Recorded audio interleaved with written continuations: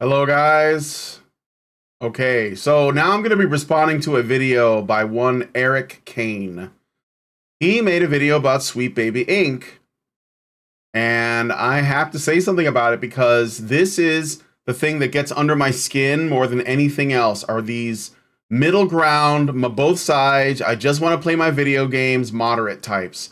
And we'll get into the video here. So let's start.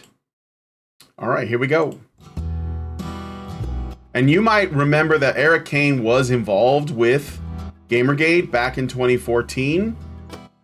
He thinks that this is all about being So I've been getting messages reasonable. from people about this organization, a consulting agency called Sweet Baby Inc., which is a very strange name for an organization. Yeah, it is really strange. From what I can tell, from what I can gather from my very, very limited research and understanding of this, is they are a consulting agency that helps bring awareness of diversity, inclusiveness, equality stuff to video game developers, essentially looking over what they've made and saying, hey, this, could be more this or that or that or that or whatever. And this has become a big deal. There's a lot of It is a big deal. There's a lot of anger. There's a lot of people on both sides of the culture war.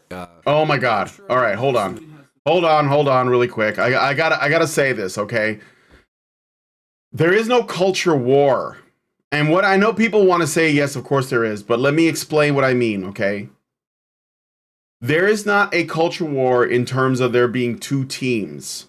One team that wants to change the culture one way and one team that wants to change the culture another way. There is simply people who want to live their life and people who want to control everything.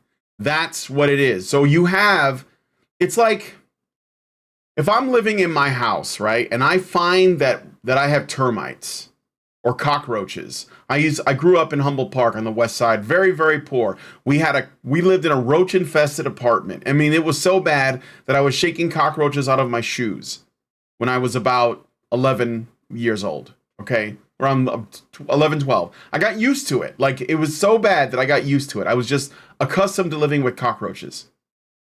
Now, if we brought in the Orchid Man to take out the cockroaches, is that some kind of two-sided battle? Is that like a house war?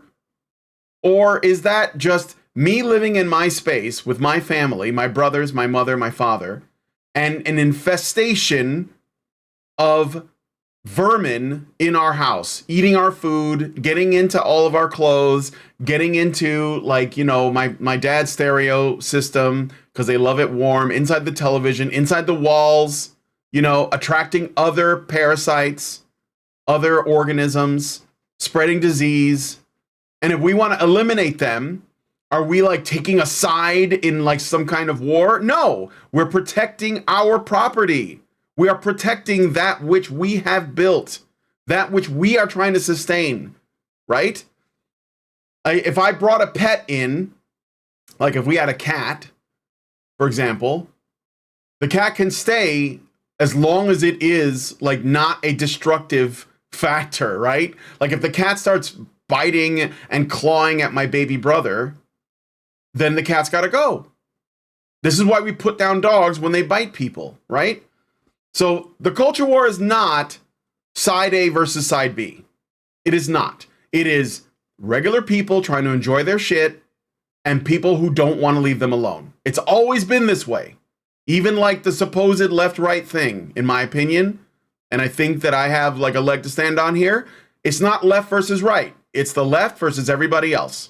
Because most people are completely content to be left alone and choose who they want to associate with and choose who they want to be friends with, right? That's why. It's simple. It's simple. But anyway, let's get back to it. I don't like this because these people always pretend like they exist on a paradigm above everyone else. They're floating over everybody. They're just floating over all of the plebs who are bickering over silly things, and they're so big-brained and they're so, moderate and centrist. It's annoying, and it's not true. So anyway, let's get back to the video. Valid points. I'm not going to say, one side's right, one side's wrong. Of course you're not, because you're a moral coward. Yeah. I'm too old for this shit, man. So he says he doesn't give a shit, yet he made a video that's like 8 minutes long. I'm just saying, like, if you don't give a shit, why'd you make a video? Look, I do care about the culture wars. I do care about how we as No, people you don't. interact with one another. Obviously, in so You just want to be left. Oh, wait. Let's hear this. how how different systems work, or how different how language affects us, and we are seeing, of course, this ever moving, ever shifting landscape in terms of what's considered acceptable or unacceptable. We're seeing various forms of censorship or anti-censorship. What the hell? Wait. What the hell is anti-censorship? There is censorship, and that's it. There's no opposite. Like what? Like freedom? What do you mean? What's anti-censorship? What is this word? I'm not really getting heated. I can be expressive. People are trying to lash back at what they perceive as things being too overly sanitized, and so then they say horrible things just to make a point. And what horrible things? I say is wait. What horrible things are being said to make a point? Are you referring to perhaps this quote unquote death threat that Alyssa Mercade claimed that she got, that has no receipts, no evidence? Let me display the death threat for you guys. The death threat that she supposedly got. She said here in this tweet, "Happy International Women's Day. I have almost a dozen emails like this and dozens more threats, and here and elsewhere. You keep being normal, gamers." And she posts this. It looks like she sent it to herself. There's no evidence of anything. It just says, "Safe your sorry ass. Kotaku is next. Alyssa needs to be hanged," with a picture of a gallows. No, it doesn't mean anything. You're not like, we don't know if any of that is true. We do know that one thing that women can do, especially feminist women, is try to tell people they are under threat and bring out the patriarchy to protect them. Because that is what ultimately protects women, is the patriarchy that they so lament exists. All right. So yeah, I don't think, and I haven't seen any hateful things said from the sort of pro Gamergate side or the people in the Sweet Baby Ink Detected group. All it is there are people, journalists mostly, and the people at Sweet Baby who have literally called for the extermination of Jews and white men, and need to be erased from our media. But that's not really. I mean, you can't be racist to white people, right, Alyssa Mercade? She told us so. It's like right there on her Twitter page.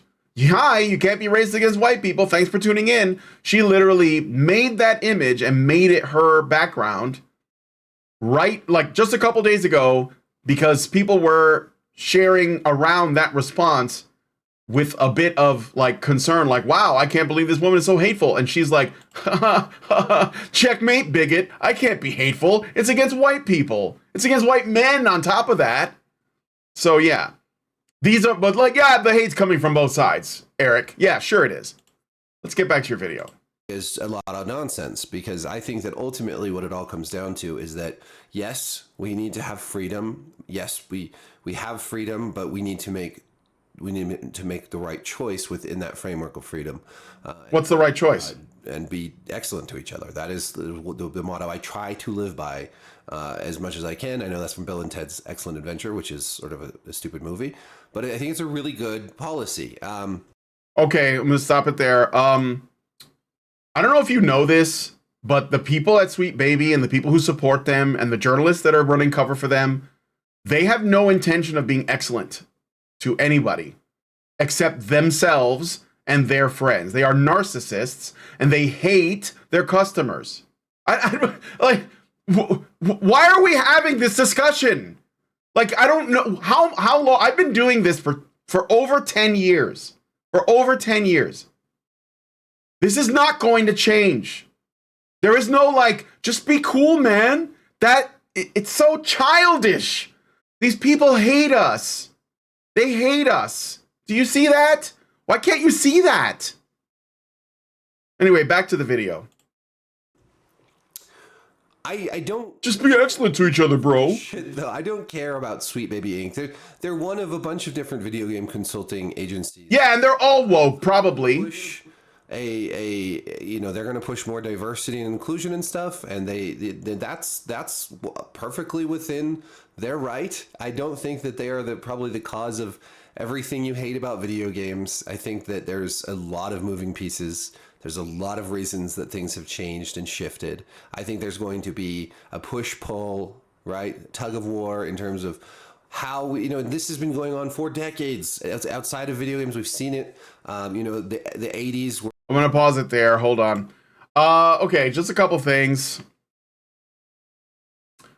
Yes, it's been going on for decades. Actually, I can prove that it's been going on for at least 120 years, maybe longer. That there has been this push to make things more and more and more, well, I mean, for lack of a better term, communist. I mean, that's what it is. It's communism being pushed through the culture. And it's been being pushed through the culture for at least 120 years. I don't think that he would agree with that, but that's okay, because I don't think that he really cares enough about this to actually look at it. Like when he says, well, what's the problem with diversity? Like, it's like, where are you from? Did you just get here? Do you understand that DEI, which is diversity, equity, inclusion, is not actually about diversity, equity, or inclusion? Do you know that? It's not about that. The thing is not about the thing. It's about the revolution. Full stop, all the time, period. Don't be fooled, okay? Because the assumption is, this is very important, the presumption under the idea that DEI is good is that without it, all of our media, all of our cultural all the art, okay, was not diverse, equitable or inclusive, which is a lie. Like, it is a lie flat out by definition, period. Okay. So if you say, well, DEI is fine, I get it. And then you are falling for the trap. You are falling into the trap. And no matter how moderate you think you're being, you give ground to the commies. You do. Like, they love when you go, like, you attack the I believe it's the Mott. And, while they're like over here pushing the Bailey. I hope I didn't get that backwards. I always get that mixed up. But there's like what they say they agree with, like the part that has a little bit of truth to it, that's kind of undeniable, that sounds like common sense.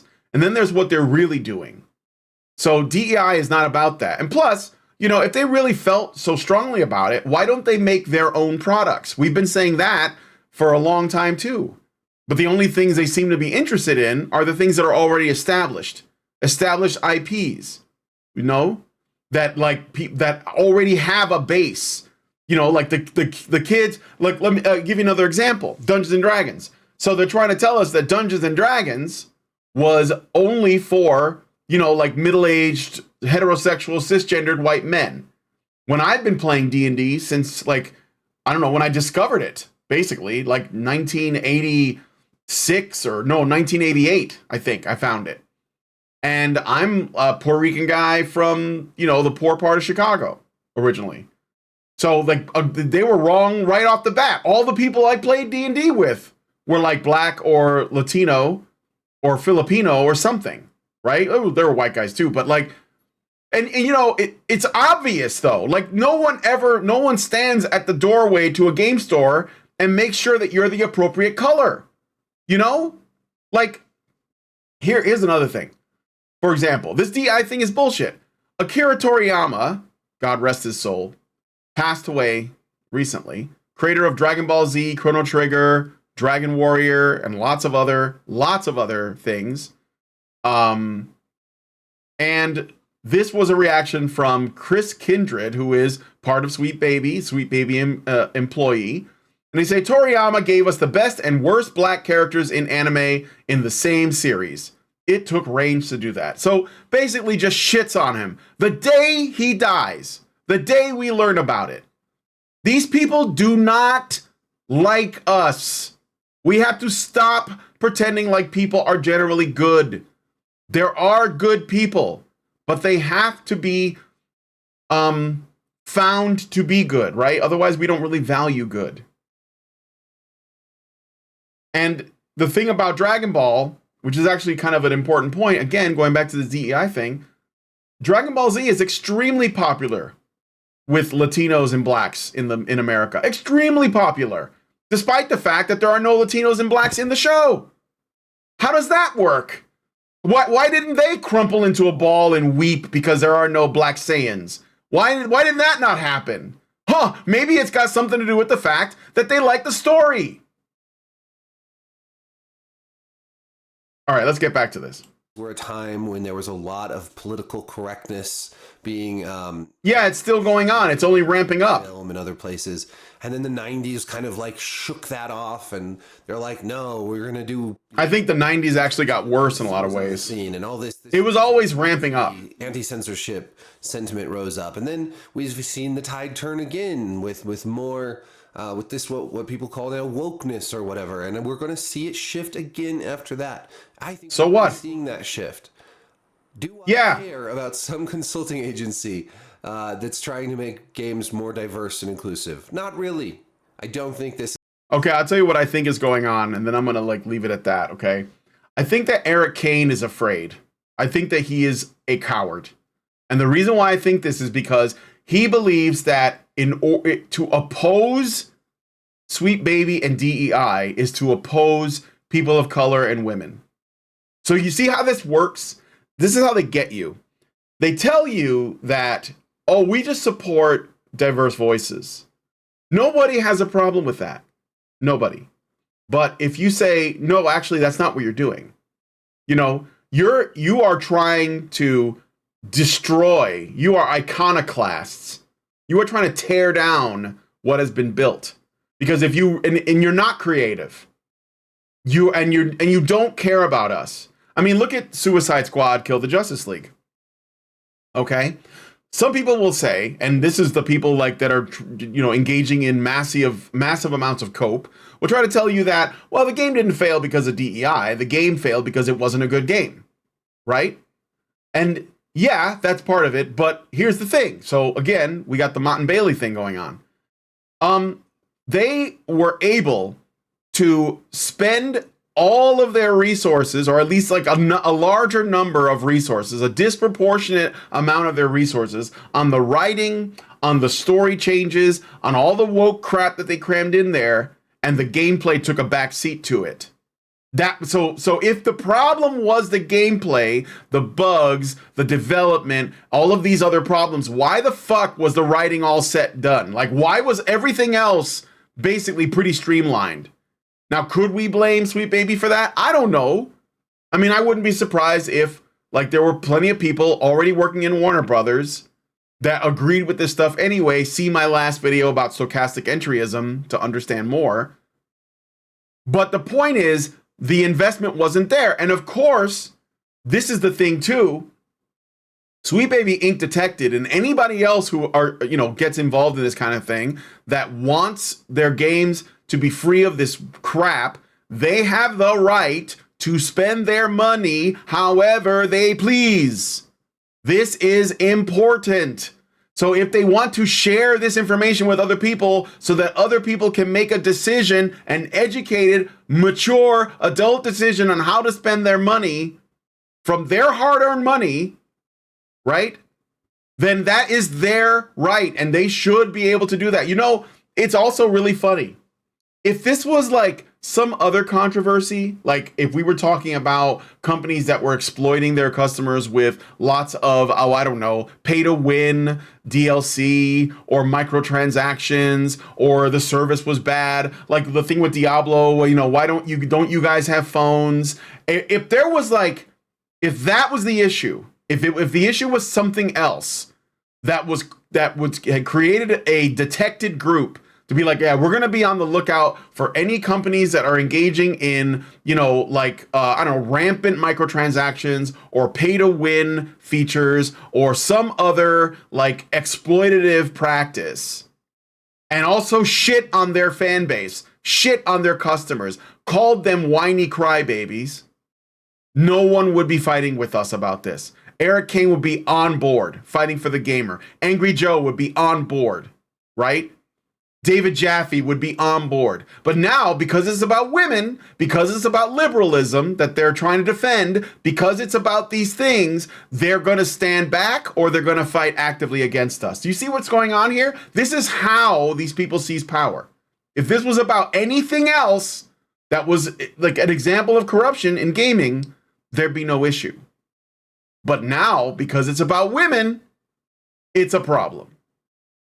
So anyway, I'm going to end it there. I'm sure he's got more to say, but I think we get the gist of it. He just wants to be left alone. He just wants to play his video games. He just doesn't want to deal with this stuff. Oh my God, 2014 was so terrible. This is another thing that these people do. Oh my God, can we please not do Gamergate again? Oh my God, I'm rolling my eyes so hard. Oh my God, sorry. You were talking about the culture war? That was the same thing. It's basically just downstream from that.